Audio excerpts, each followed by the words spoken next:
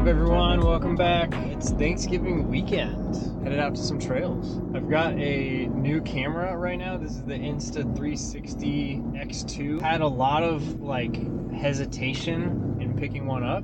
I've heard from others about how hard it is to edit the footage and how much extra time it takes. And that's kind of not what I want to be doing, is spending a whole lot of extra time editing footage. So I'm headed to some trails so that I can actually hopefully maybe get some good footage with this camera, footage to be interesting to you guys, and test it out, see what it's all about. It's also 39 degrees and I am really not excited about running in the cold right now. Let's see that. There we go.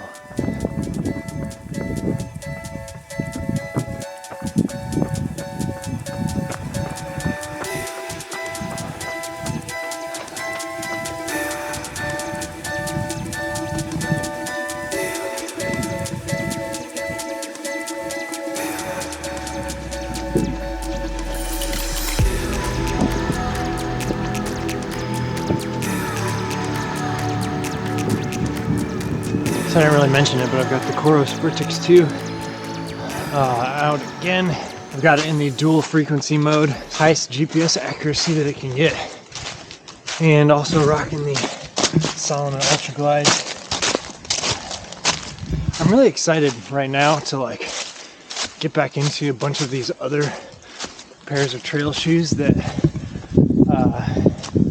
I had previously, but weren't really working as 100-mile shoes, so I couldn't really put a whole lot of effort into reviewing them and kind of testing them out and everything. But now that I don't have a race right on the horizon, I can test out a whole bunch of different pairs of shoes.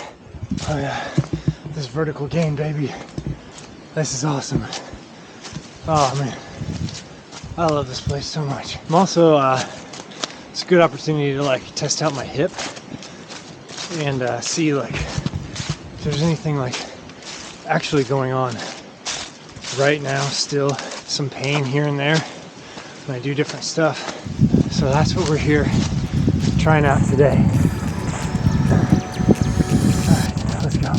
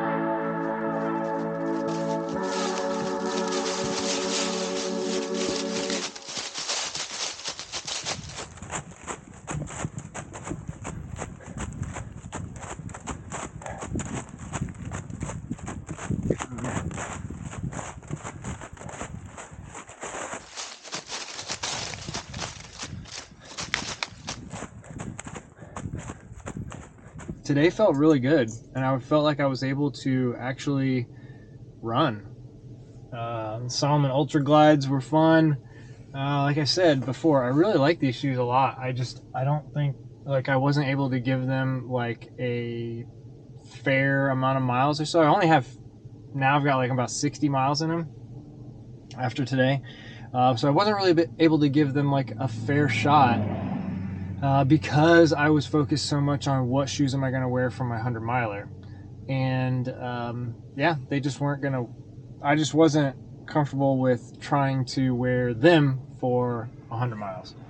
But yeah, this is, it's just been a long time coming, getting back out on trails, and I'm glad that you guys were able to come with me. This Insta360 camera was fun, and I hope that this footage turns out. So I'm gonna get back to the house and we're gonna edit it right now. So hopefully it does, and hopefully you watch this video, and hopefully you subscribe for more, because I don't know, I guess that's what you're supposed to say. All right, bye. All right, so I just finished editing what you just watched, and I have to say it took a while to kind of like figure out this whole process with the Insta360 camera and getting it into my computer and actually being able to edit it. And I have to say it wasn't the easiest thing to like figure out what my flow should be and what's the easiest way to go about doing this. I mean, my computer is like a pretty much fully spec'd out MacBook Pro from 2019, so it's got like the older like Intel chip and everything. Does really well with regular like ProRes footage, or even like H.264. It's not so bad with. But trying to edit this 360 footage was like kind of miserable. Like starting off, I started off trying to edit it all in Premiere, which I used to use for years and years, but I've been using DaVinci Resolve recently for all my edits.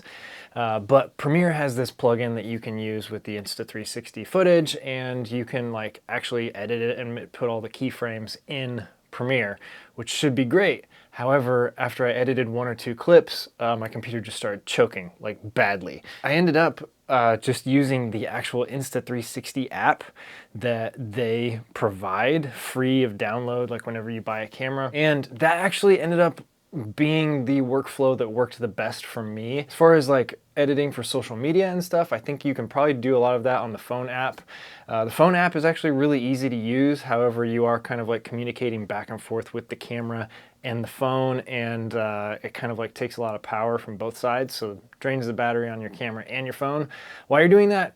But that'll probably be how I like do like Insta stories and all that sort of stuff. The other thing I would say is that the footage on here is just kind of like okay. If you want to get any sort of slow-mo, you have to go down to 3K, which is honestly kind of like not that great footage, especially when there's a whole lot of detail in the scene, like you're trail running or something like that. So I was shooting some of it in 4K, but then at that, even at that, you can only go up to 50 frames per second. It's a little bit more limited than I kind of expected, because when you're capturing especially like even the 5.7K image, it's a massive image, but then when you're putting it on an actual screen, it's very cropped in. So there's just a few things that I kind of want to let you know if you're thinking about picking up one of these cameras.